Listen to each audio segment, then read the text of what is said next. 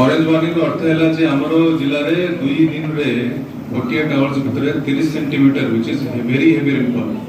Not heavy rainfall, very heavy rainfall हेवर चांस अछि। रेनफॉल केवल हेले आमे एते व्यस्त होई न तंतु बिकॉज़ रेनफॉल रे किछि किछि हमर बुढ़ी अंचल अछि सेटा बुढ़ी जाए आ विशेष क्षयक्षति होर चांस न थाए। खाली जो कंचा घर गुरा सेठी हम लोगों को टिके सेफली मूव करो किंतु ता सहित 90 किलोमीटर बेगरे जो बात्या आसीबो, जो पवन आसीबो, से पवन हम पे डेंजर वार्निंग रे लिखा अछि थैच्ड रूफ, टिन रूफ ए टाइप रो जो टेम्पररी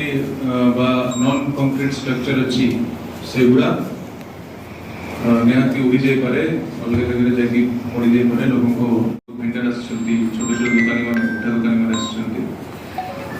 बहुत दूर दूर अलग राज्य रो बंजारा माने आछंती, से माने मध्ये व्यवसाय करूछंती एठी। ए सब हम पे वर्तमान चैलेंज हे जायछि केमिति हमें जीवन रक्षा करबा, जेतो ओडिसा रो गोटे सुनाम रहिछि जे 99 साइक्लोन रो जो दुर्विसह जो घटना हेतला से घटना